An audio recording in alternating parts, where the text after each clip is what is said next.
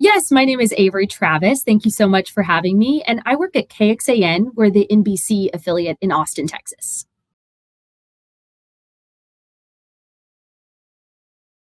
The most effective way uh, for me to digest a story pitch is really by someone picking up the phone because I can kind of hear the emotion in the story, something that may not come through in an email tip or a press release. Um, Plus, I know that way I can kind of ask my initial questions off the bat and not have to do the back and forth. So I always think that's my favorite way is when I get a call from you, Mark, or from one of my other sources saying, "Hey, this is happening."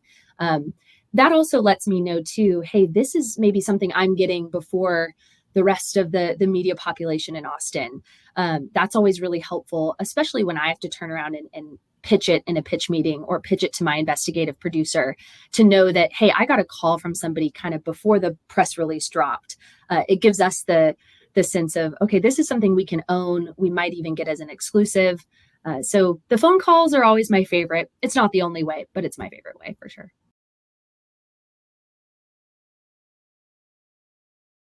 The biggest the biggest hurdle for me is pitching something that has come from a press release that went to everybody. I think especially in this day and age when media is so pervasive, everybody has a Twitter account.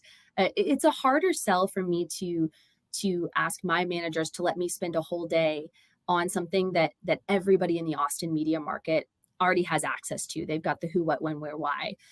So I think the mass press release is probably the toughest thing for us to tackle. We always like to get something that we know, maybe hasn't been explored, so that we can be bringing something new to our audiences.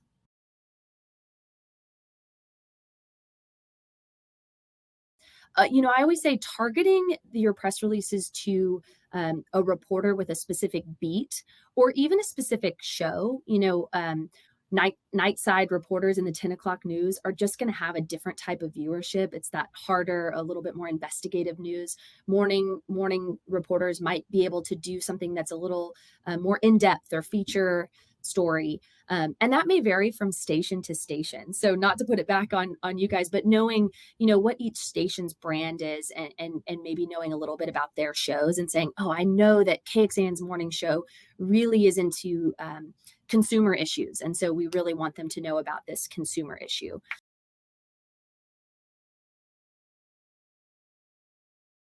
The other thing about press releases I always say is if you give me the who really high up, who's affected by this, and oh, we've got somebody in that who that can talk on camera.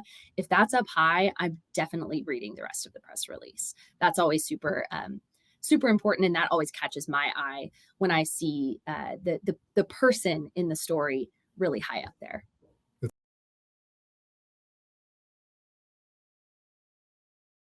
Probably at the most effective time to be receiving a pitch like that is about an hour or so before my pitch meeting.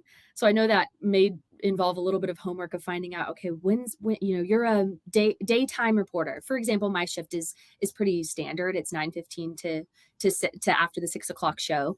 So I go into a 9:15 pitch meeting in the morning. So I love when I get a pitch at 8:45 or 9. I can kind of digest it, ask you a few questions, and then I can walk into that morning pitch meeting ready to go, knowing that hey, you guys might even be already available for an interview right after this pitch meeting.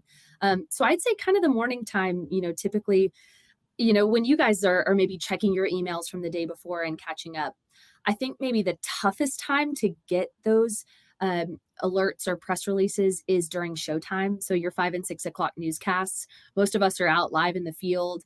If we're not, we're helping slam together the show. So that stuff might get missed. I know for a fact I've missed many a great press release because I was, slamming to meet my deadline at the end of the day.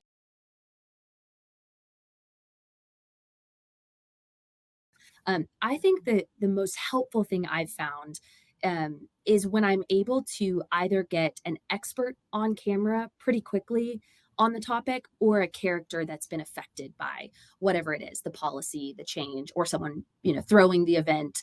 I think those two things are the most helpful things that I'm able to to get the help of is getting somebody who's willing to go on camera, because otherwise I'm cold calling people and trying to convince them, which I will do. But that's always the most helpful is you guys are the boots on the ground and know who's most affected. You know the people in your organization that are the expert. And so if you've got that person ready to go, that's usually the most helpful element for me.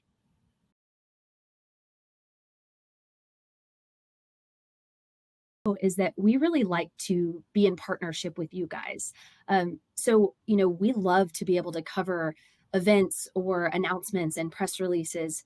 But on the flip side, it's super helpful to us when we can call on you as experts when it's maybe not a story that you've pitched us. So, I'm covering this new law that's going into effect, and I really need an expert on how it's going to affect this population of people. So when I can call you guys back out of the blue and say, "Hey, can someone go on camera for me today?" I think that partnership is my favorite part of the job, and I think it's the most helpful thing. We then form a relationship so that when that next event or that next press release goes out, I'm definitely more inclined to jump on the horn too, because I know, hey, they've got great experts that can talk about it and can personalize this for our audience.